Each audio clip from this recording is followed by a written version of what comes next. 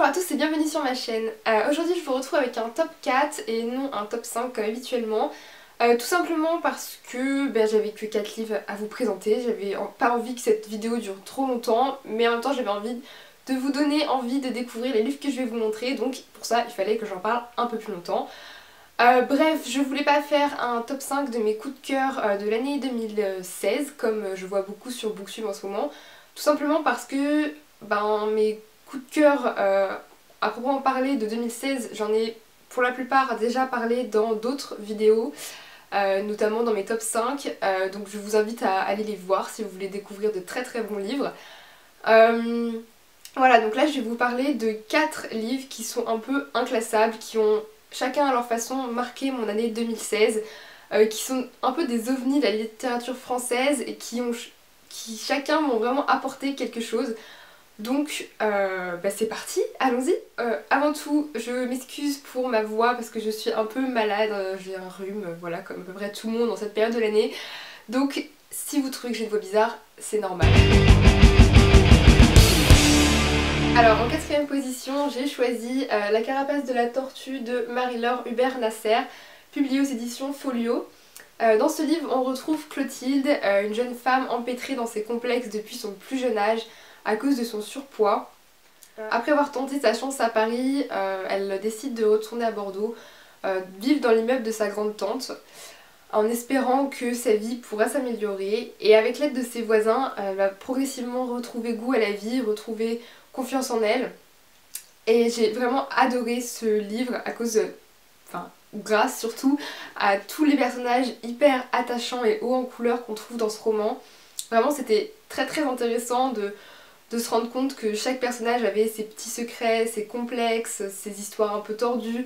Ouais, ils étaient vraiment super, super réels en fait, tout simplement. Et je crois que c'est ça qui m'a le plus plu, c'est cette patte très réaliste de l'auteur. Ouais, j'ai adoré ça. C'est une lecture piquante, mordante, et la fin est quand même assez salée, sans vous spoiler hein, bien évidemment. En tout cas, je suis persuadée que c'est une lecture qui pourra vous booster en 2017, qui pourra vous donner l'envie de réaliser vos rêves. Donc surtout, n'hésitez pas à lire.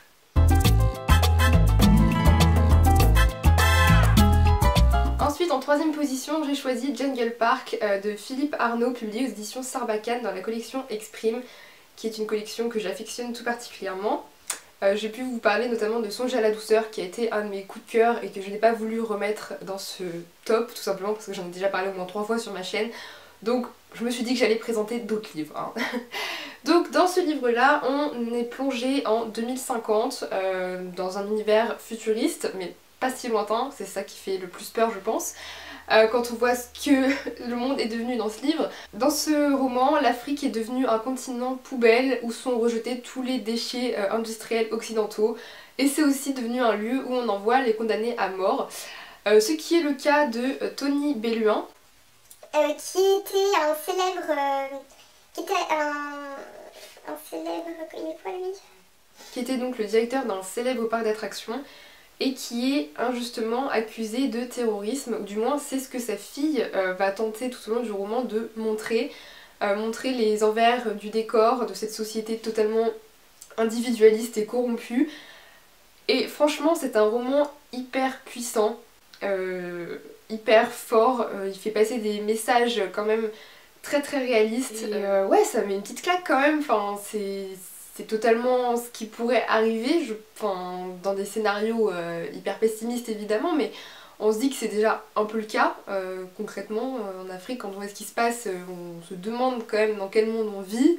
Je sais bien que on n'est pas dans le monde des bisounours, mais des fois si on creuse un peu on se rend compte que on est plutôt dans un monde qui s'apparenterait plutôt à l'enfer. J'ai adoré le fait que Philippe Arnaud tente de dénoncer ces réalités qu'on nous cache plus ou moins, parce que c'est sûr que ça va pas à la pêche à l'information, ça va pas nous tomber tout cuit dans le bec, mais en s'enseignant un petit peu on peut trouver des trucs assez aberrants. Je crois que c'est un livre que tout le monde devrait lire, c'est un livre phare, c'est un beau livre.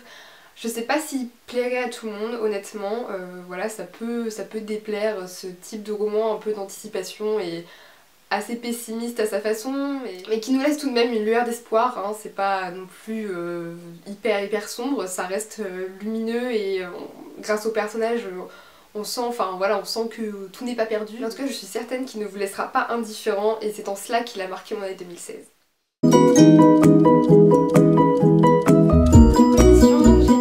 Ta deuxième vie commence quand tu comprends que tu n'en as qu'une, de Raphaël Giordano. C'est un livre que j'avais offert à ma mère dans l'idée de le lire moi-même. Enfin, c'est bien les cadeaux qui servent aussi à soi-même. Et j'avoue que je l'ai dévoré aussi sec. Voilà, je l'ai acheté, je l'ai lu. Et waouh! Entre guide de développement personnel et roman, ce livre file une pêche d'enfer et un sourire à n'en plus finir. C'est un réel bonheur à lire. Ouais, il est extraordinaire. Donc on suit Camille, Camille qui a tout pour être heureuse dans la vie. Elle a la santé, elle a un travail stable, elle a même un copain ou un fiancé, je ne sais plus exactement. Enfin voilà, elle a ses amis, elle a des amis, elle a tout, vraiment tout, mais elle n'est pas heureuse. Et je crois que c'est un mal qui touche énormément de personnes, ou du moins, moi personnellement, ça m'est déjà arrivé de me dire que j'avais tout pour être heureuse, mais qu'il me manquait quelque chose. Et ce livre est la clé du bonheur, vraiment. Donc Camille dans le roman rencontre Claude qui est un routinologue et qui lui diagnostique une routinite aiguë qui serait selon lui le mal du siècle.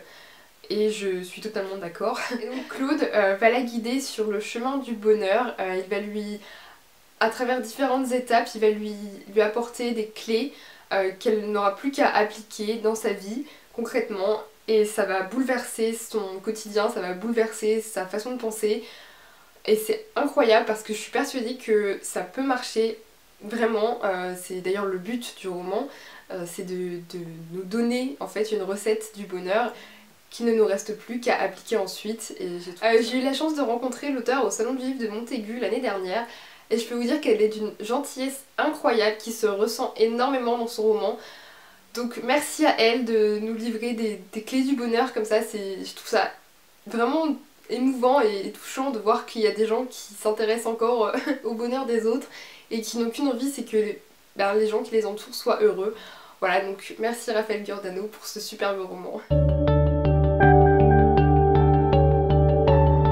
Et enfin j'ai choisi Phobos de Victor Dixon. Alors oui, je sais, c'est pas du tout original d'en parler, mais vraiment ce livre, je pouvais pas ne pas le mentionner dans cette vidéo. Voilà, il fallait que je partage avec vous ce coup de cœur intersidéral, intergalactique. Voilà, je pouvais pas ne pas le mentionner, c'était pas possible. Donc, pour ceux qui ne connaîtraient pas encore Phobos, on suit 6 filles et 6 garçons qui ont signé pour une émission de télé-réalité intitulée Genesis et qui a pour but de les faire embarquer dans une fusée en direction de Mars.